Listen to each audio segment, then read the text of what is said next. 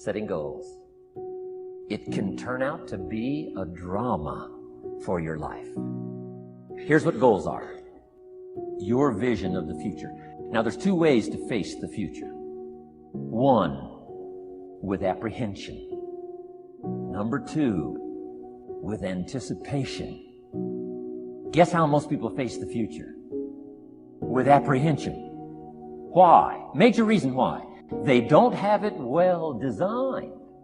They've left the design of their future to somebody else. Guess what someone else may have planned for you? Not much. I'm telling you, people all their lives count on this not much list. If all of your negative relatives all turn positive, what'll that do for your future? Not much. If prices come down a little, what'll that do for your future? Not much. If the economy gets a little better, what'll that do for your future? Not much.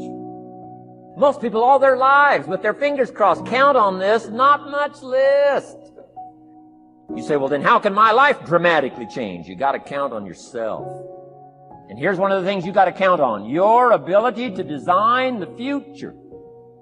But if you face the future with apprehension, you'll take hesitant steps all day. And if you take uncertain steps all day for 6 years, you can imagine how empty your life can be. Now here's what's connected to the promise, the price. But I'm telling you, the price is easy if the promise is clear. But the price seems almost too much to pay if the promise isn't clear, if the promise isn't powerful. That's why I'm teaching financial independence, how to become wealthy and powerful and sophisticated and healthy and unique. That's the promise of the future. The price, a few simple disciplines practiced every day. We will pay the most extraordinary disciplines if we can see the promise of the future, called setting goals.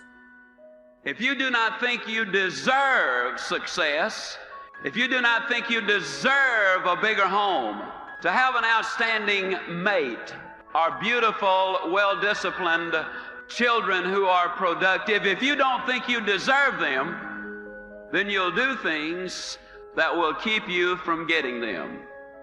Let's sell you on the idea of having goals. Are they important?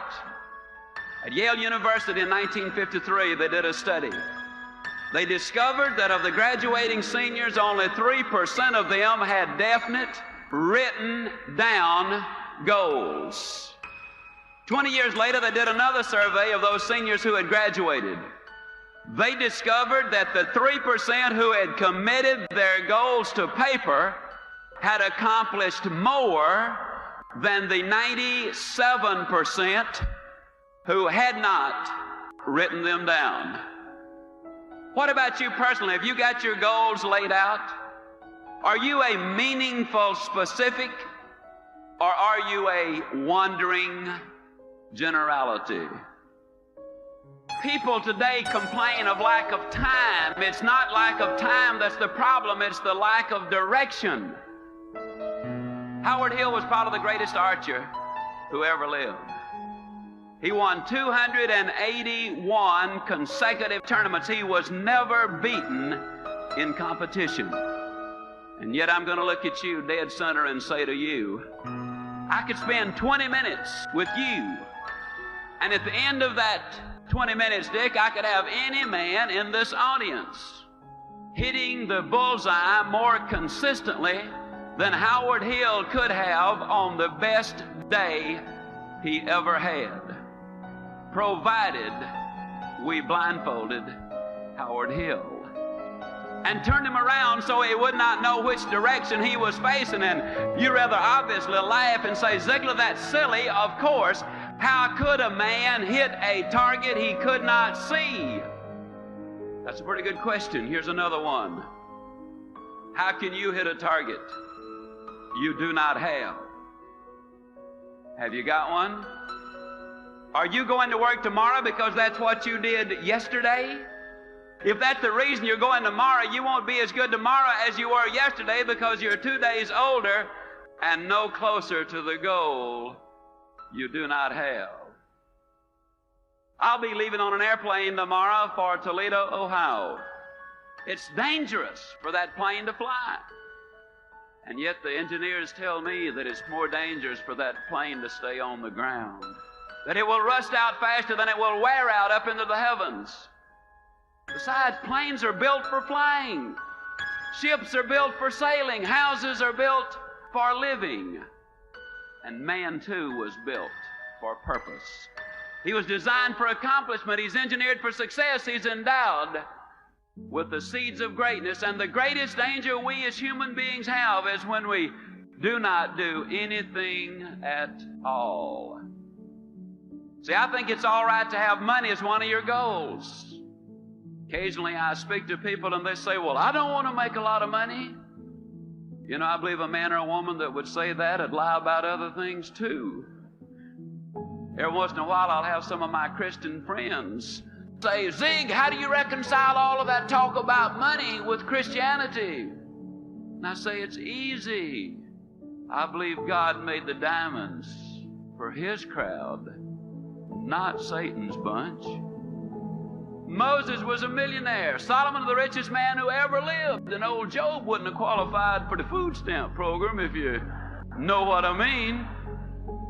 As a matter of fact, you cannot get too much money unless the money gets you. You know, Solomon told us that he who seeks silver will never be satisfied with silver. Now, having said all of that, let me see if I can tie it back together. I believe, and I'll make this statement 40 times in my book, that you can get everything in life you want if you'll just help enough other people get what they want. Yes, there's danger in setting goals, but there's infinitely more danger in not setting them. You see, in order for a goal to be effective, it must affect change. And if it doesn't affect change, then the probability of you reaching the goal are pretty slim. In order for it to be effective, it's got to be big, because it's the big goal that creates excitement. It forces you to reach in and utilize that which is there. You got to have those long-range goals. And the rule is a simple one. You go as far as you can see. And when you get there, you'll always be able to see further. You know anybody that's really going to do something as soon as the kids get out of school, and then I'll have more time to do those things? Then the kids get out of school and they say, well, I didn't realize it, but I got to take them everywhere. Wait till the kids get back in school, then I'll really get busy. Say, well, we got a winning football team this year. Got to support the team. Wait till after football season. Football season is over. They say, well, you know, it's Thanksgiving and Christmas now and New Year's. Wait till after the holidays, then, man, I'm really going to get busy. After the holidays, they say, well, you know, the weather is just so bad, and isn't this the worst winter we have ever had? Wait till the weather clears up a little bit, then I'll get busy. Or until we get a new governor or a new administration. The people who wait for external changes before they make an internal decision will get cooked in the squat every single time. I can guarantee it. So I'm asking you to get a handle on the future. I'm asking you not to leave it to anyone else. Don't leave it to the company. The company's got their own goals. I'm asking you to set your own goals, your personal goals. Where do you want to go, and what do you want to do, and what do you want to see, and what do you want to be? That's it. Promise of the future. Design your own future.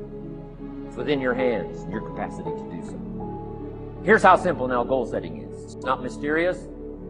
Decide what you want and write it down. I mean, that's how profound this stuff is. Where do you want to go? What do you want to do? What do you want to see? What do you want to have? What do you want to share? What would you like to be known for? What skills would you like to learn? That's how simple this stuff is. Doesn't matter how small, foolish it is. Put it on your list. So write down what it is you want and be specific. Just write it, man. You got nothing to lose. Why would you not try this? Well, see, Steve, that don't work because I wrote it one time before. You didn't wait for it. Steve, I don't see what writing it got to do with it. It's called faith. Faith is the belief in things that you cannot see. So write down everything you want from God and be as specific as you can. Next step, I want you to read it every morning before you do anything, and read it every night before you go to bed. I don't care how long it takes. trust in the scripture once, man.